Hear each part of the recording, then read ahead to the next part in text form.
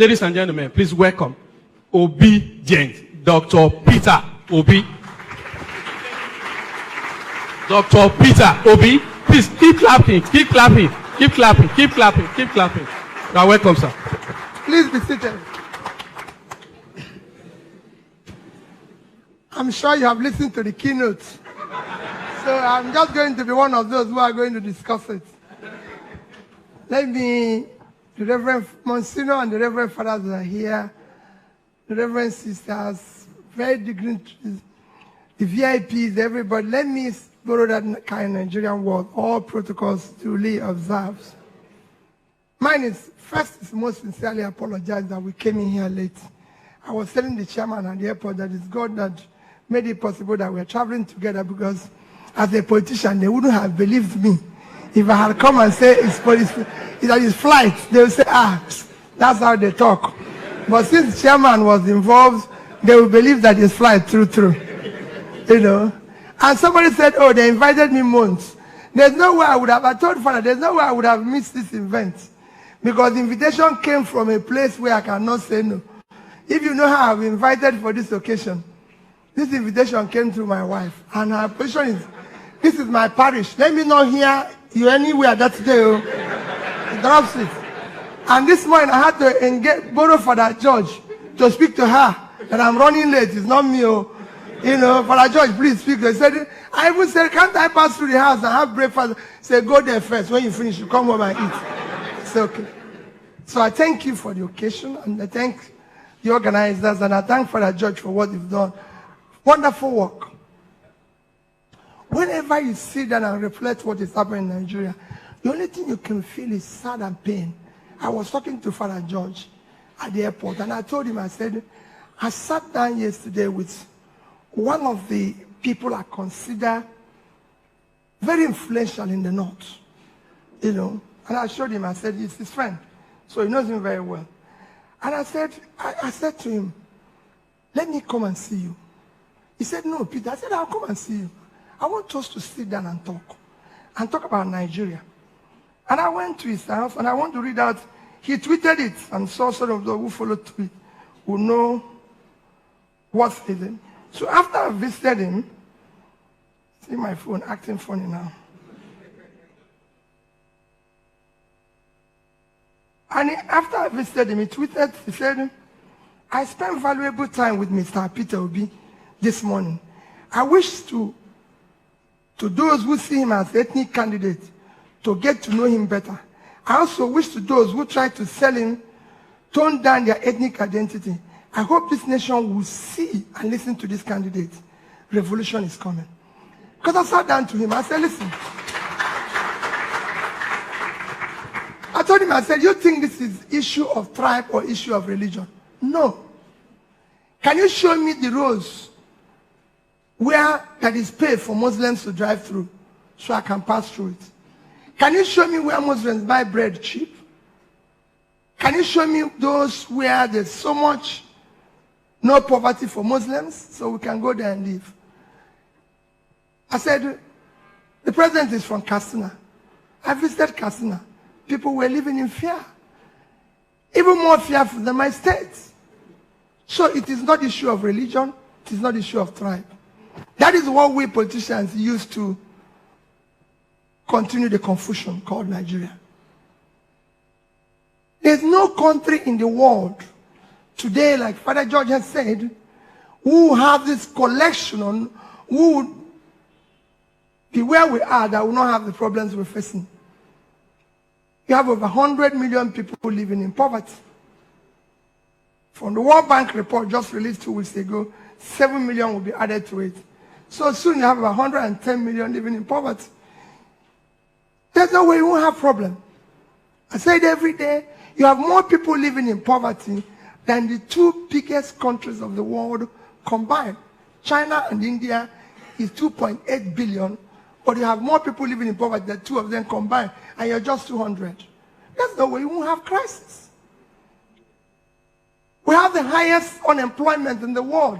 When you check the population, you have 35% unemployment combined by underemployment, because so many people today, the income they and cannot do anything for them.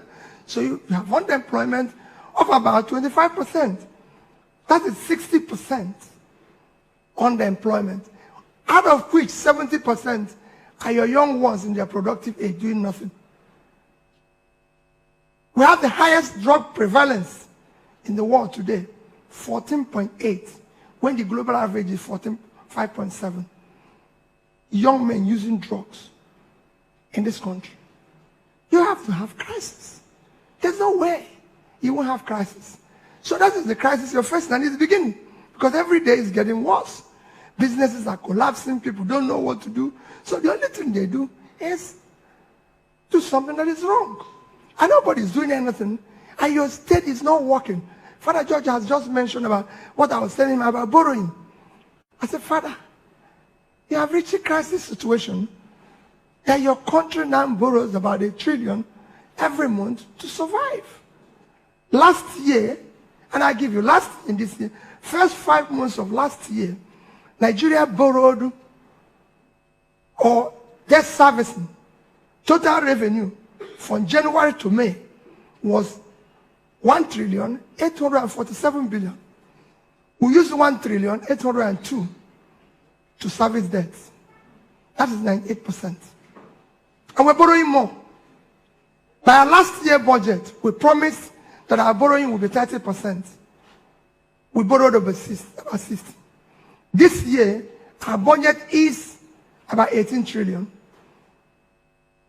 Out of which we say we are going to borrow only 6 trillion.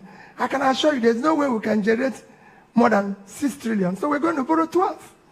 And you're servicing that. In the next 1 year, we will need to borrow, which is what we're doing today, because 100% of what we earn as revenue will not be enough to service our debts. Because the entire money you borrowed was for consumption. So there's no way it's generating anything. And that is the crisis you face as a nation. In the past 1 year, Nigeria has not put a penny into the sinking fund for payment. Even for the young ones. They don't even know that the bonds we're issuing today are payable in 2045, 50, 55. We'll soon be issuing bonds for 60. We will all be gone by then. It's their problem, and we're not saving anything to pay it. And nobody's caring. Everybody is just moving. So Nigeria is just, like I always say, it's Titanic. You know, when Titanic was going under, the people on the deck where they play music was busy dancing and thinking that they are still there until everything went under. That's what is happening in this country. People are still going around as if things are normal. It is not normal. You cannot move around in Nigeria today. You can't go from Abuja to Kaduna by road, by air, by anything. No way. They'll tell you, please don't come. I was campaigning all over the north. Everywhere said, please, Peter, don't come. And people think it's normal. It is not normal. You live in a country that is totally unproductive. Country that is totally unproductive. So when we talk about good governance, where do we start? We have to examine ourselves and say, what do we need as a country? How do we start? What are we going to do? First is that your country is not productive. Every nation of the world that is making progress is productive. They're investing in the right areas that make production and everything possible. That's what I was telling Father George. I said, Father George, I was invited for this thing, but I didn't have opportunity of reading what the topic is all about. And he said to me, this is the topic. I said, okay, fine. Since you're going to speak before me, maybe from what you say, I will be one of those who will analyze it. Your country is not productive. It is not working. And that is the biggest challenge. Because we are all here for consumption. We are here for celebration. All we do is sharing. Nobody cares how we're going to do anything. And I gave him instances. I said, Father, since this is the topic, let me tell you what we need to do very quickly.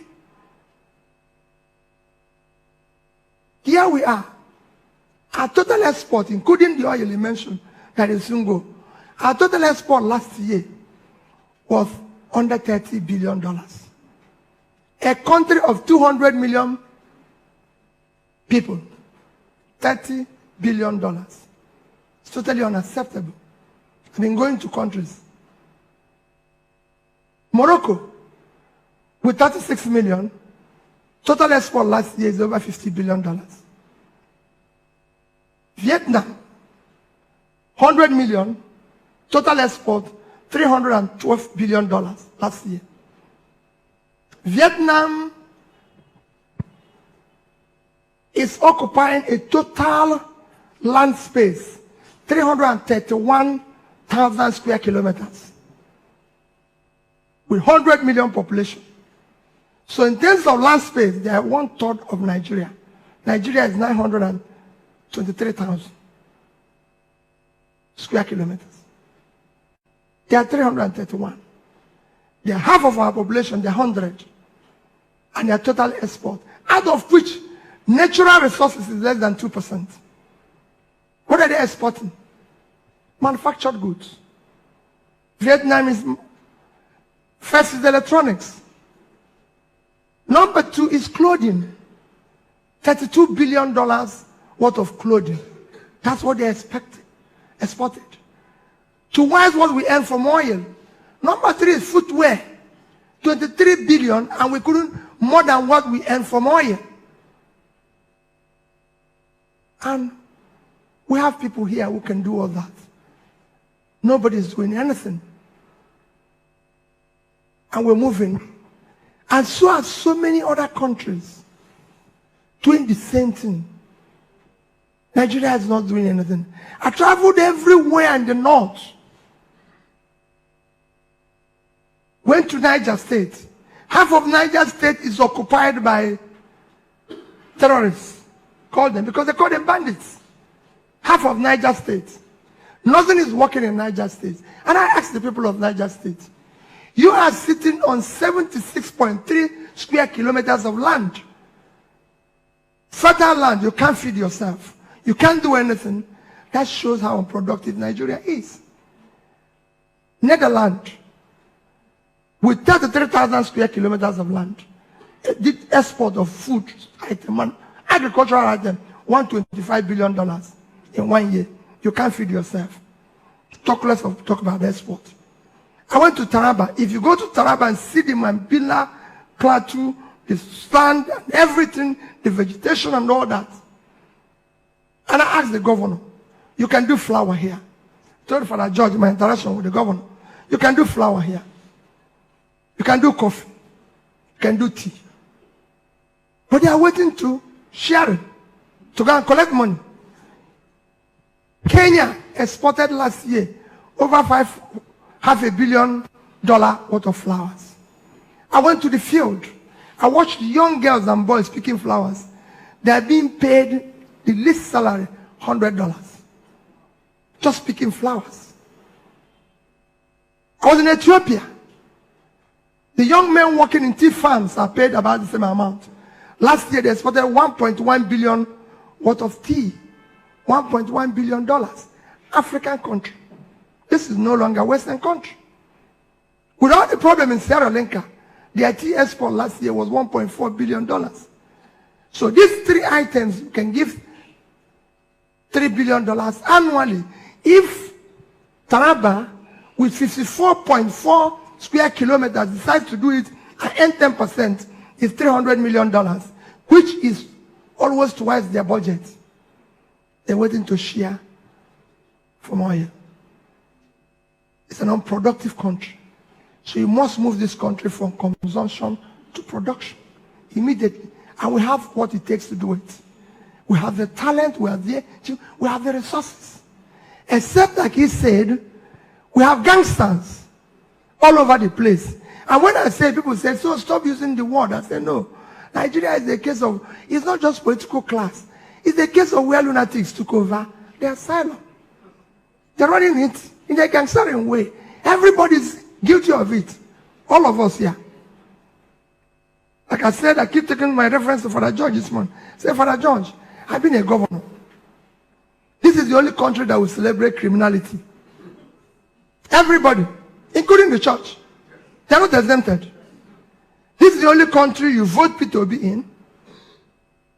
Everybody knew he doesn't have a house in Ikoyi. When we voted him in, I was even in First Act when I became governor. So everybody knew where I lived. And suddenly he buys a mighty house in Ikoyi, running into billions.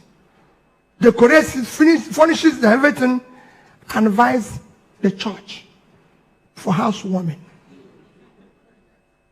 The church comes in, they are praying for him, wishing him wherever he got to this thing, they want him to build more. The people, the church people all over the place, waiting to eat and drink, and are praising him. They know where the money came from. It's known to everybody. Because they're saying what the church, the role of the church. They know where the money came from. But instead of calling police and saying, this man has stolen our money, they are the ones celebrating it. This is the country where I was governor. You come late to church. Church. They go and keep an empty seat in front for somebody who is not in the church. The seat is empty. He comes in the middle of the church. He's walking to the front. Nobody cares. If possible, the priest will stop talking and be welcoming him for coming late. And the church people will be clapping and calling him, if he has nickname like me, Okute. Hey, this man came late. Late comers stay at the back. But we refuse to do it. And when I tell people, listen, you can't go in front because you're late. So when Father George said about impunity, it is a place where impunity, rascality, and bad behavior have become a measure of success and power. You can't use it, the wrong measure. This man came late. And we know we have young ones growing up who are learning what this man is doing and thinking that is how to live. So you have to come late. This is what I was telling Father George when he told me about this topic. I said, there's so many things you can stop. So if they have to push people for Peter to pass, that should have power. Even if it's old people, push them down. So the rascality is allowed. You're queuing up. People say, come in front. No, you can't queue there. No, you're not part of. No, Governor, we don't want you to stay here. Obito, come in front. Why will you go in front? You are queuing where you're supposed to queue. These are little things that is missing here that makes our country the opposite of what it should be. Because of it, the man who steals your 80 billion, of course, it is better for him to steal it and settle those who will settle and go home. Do you know what it means? 80 billion. 80 billion by official area is $200 million. You see people today sharing dollars in Nigeria. All over the place. And nobody's asking the question. In fact, everybody is keen to collect his own. Nobody's saying, this thing we are doing, one of the greatest measures of your economic stability is your currency. Today, Nigeria has been dollarized. And Nigerians are celebrating those we voted into power who have no means of earning dollar. They cannot show us means of earning dollar. If you do that anywhere in the world, they will ask you to show evidence of your dollar earning in the past 5 years, including relevant taxes paid. But it was being shared in public. But we are arresting young boys who have laptop. But we have people who are share, people who have. We're asking people to pay 100 million naira, 40 million naira to buy form. In a country, Nigerian per capita is 2,000. American per capita is 75,000. Because Nigerian economy, as you know, is $400 billion GDP versus American GDP of 22 trillion. Yet, you cannot pay $2,000 to buy form to contest the election in America. But they are charging you here in Nigeria $200,000 to buy phone, to be governor. That's what Father is saying. You're owing lecturers. You're negotiating with bandits. You see governors going to negotiate with bandits, but they're not negotiating with lecturers, and everybody is keeping quiet because it's not important. The global average intake admission of higher school intakes is at 8%. In the Western world, it's at 8%. Nigeria is 9%. We're not even achieving a quarter of the global average, and that is a problem. Because you don't care for those areas you need to care. Father was talking about my trip to Egypt. I said, Father, we're talking about power. It's so difficult. All of you here, Nigerians, everybody in Nigeria knows the amount that is being generated. Everybody knows about national grid. Everybody knows everything about power. You don't hear it in any other country. You just put on your light and put off. But here, we know everything about the operation. And yet, we don't have the power. This country used to generate in the 60s over 1,000 megawatts of electricity. In the 60s. The first time this country borrowed money was in 1964. When we borrowed money from World Bank, $82 million to build the Kainchi Dam. You need to go and see the letter written by the Prime Minister and the reply of World Bank. That is going to build to generate 760 megawatts of electricity when Nigeria was probably 10% of its population today. Almost 60 years after, we can't generate more than 4,000. The second biggest economy in Africa, South Africa, is generating 54,000. And you can't generate 4. And there's 60 million. The third biggest economy in Africa is generating 58,000, Egypt. I was just showing Father again how I went to Egypt and what happened why I went to Egypt. I told him that even the next day I had to leave because they were telling me you stay and meet the president, meet them. I said I didn't come to meet them. I've done with them. In Egypt, at all time, they must hold 50% excess power to what they need. In Egypt. It's there, it's recorded. Total need for power in Egypt is 30,000 megawatts. Total production is 58. But they must hold always 45,000. Always. I went through the system from the plant to the companies that built it to every of the operation and everything that is happening and how it's detailed. I had them watching it and what is happening. And you ask yourself, what is wrong with here? What did we do wrong? You know, is it prayers? Or do we go and hire native doctor? What are we going to do to solve this problem? We have to combine everything to get it right. What are we going to? What is wrong here? What is shocking is that Egypt built their power plant. You can go and Google, for those of you who read, 3 countries of the world built the fastest power plant in the past 5 years. Egypt, Vietnam, and India. That's why I decided to go to Egypt, because they built the fastest one.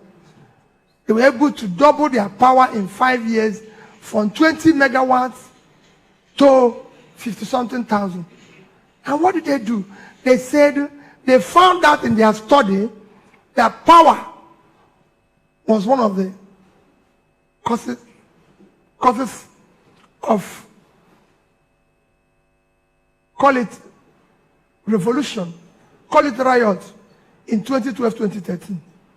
Because small businesses have no power and they collapse. And they joined it. So they decided we must get power. So it became part of national security.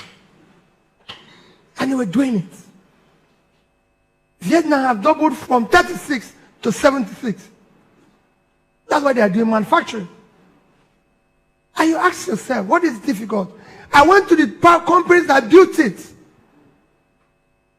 For the companies that talk to the financiers. All of them are willing to do the same thing. And I asked all of the companies, because they're talking to Nigeria. I said, but I thought you were talking to Nigerian government. They told me they will be having meeting with Nigerian government for the past 3 years. Every time they come is meeting. And they come and go. I'm telling you, this is me now. I'm telling you. They said, when they told us you were coming, we just received you because you said you want to know what we're doing. We cannot. They told me that in Egypt, it took them 1 month from beginning of the talk to conclusion of the talk. And the highest person in the land was involved. And his position is, tell me what you need. I don't want to go via any company. I want to deal with direct with you men in Germany. Would you have this? You have this? You have this? Can you get this thing? I'm going to give a sovereign guarantee, no variation, no nothing. 1 month. They said Nigeria is meeting upon meeting, committee upon committee. And each of those committees do what? They collect money, buy house in Ikoyi, and then invite us as church members. And we'll say that the man is doing well. And one of us will agree. My dear people, as I conclude, the real problem is all of us. It is time for all of us to decide that we must have a country. That we must take back our country. And I will start from recruitment process. Today, we have people who want to be president. We have people who want to be governors. Who wants to be senators. Who wants to be everything. It is time to start scrutinizing. This Mr. Obi, who is he? Don't say he's a Catholic. There's no Catholic in it. There's no church. I've not seen where Catholics buy bread cheaper. If you know well, show me. Neither have I seen where Pentecostals buy things cheaper. Buy rice, anything cheaper. So, let's remove church from it. The question is, Mr. Obi, don't look at his tribe. Those who think Peter Obi is contesting because of an Igbo man, an Igbo turn. There's no turn here. The turn here is who will fix this problem. So, it is not his turn. So, let's put Mr. Obi on the scale.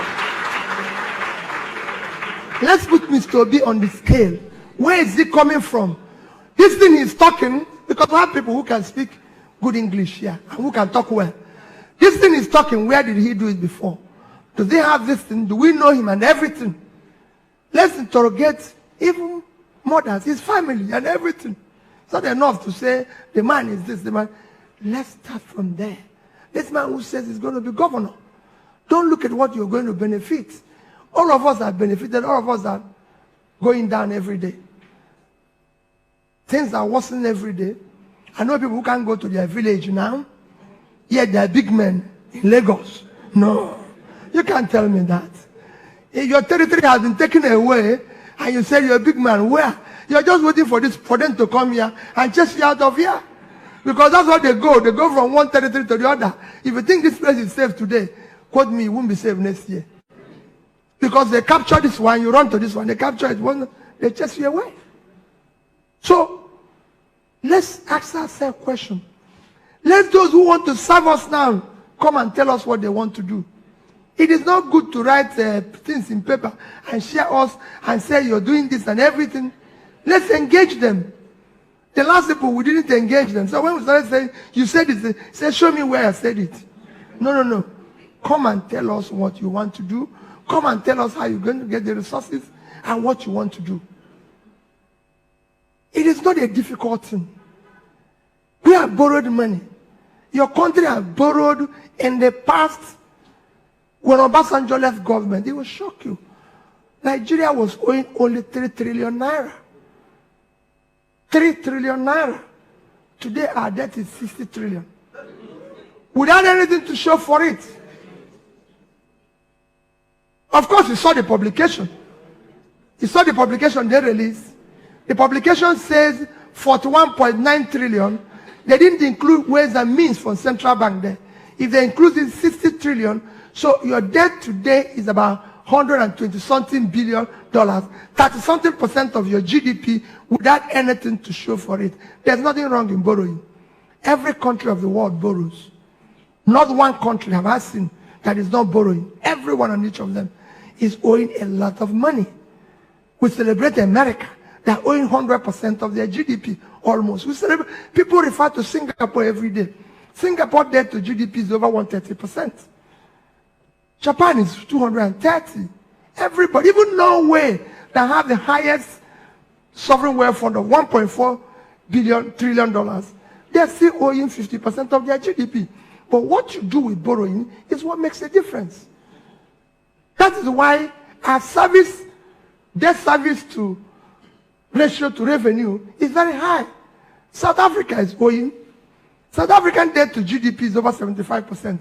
But their debt servicing ratio to revenue is only 20%. Egypt is 40%. But ours is 90-something% because we threw away the money. Nobody can find where that money is. In fact, from my experience of what happened in Egypt, if we had spent out of $120 billion we're owing, if we have spent just $20 billion in power, we'll be generating about 30,000 megawatts. A quarter of what we have borrowed and thrown away. And I can show you countries that borrowed. Yes, I was in Bangladesh in 2008, 2010. In 2010, Bangladesh GDP was $115 billion. We are owing $36 billion. Between $36 and $45 billion was their debt then. It was about 36%. It was $45 billion.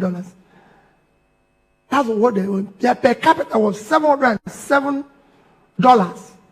Nigeria then, our per capita was $2,250. 2010. Our GDP was $375. And our debt was less than 10%. So we're owing less than $30 billion in 2010. Today, Bangladesh GDP is $340 billion. Their per capita, which is tripled. Their per capita is now 2,050, which means it's tripled. Their debt is equally tripled. Their debt went down to about 114, 115. But because their GDP had grown higher, in percentage terms, it came down to about 32. But look at our own. Our debt has gone up to about 30%, from about $30 billion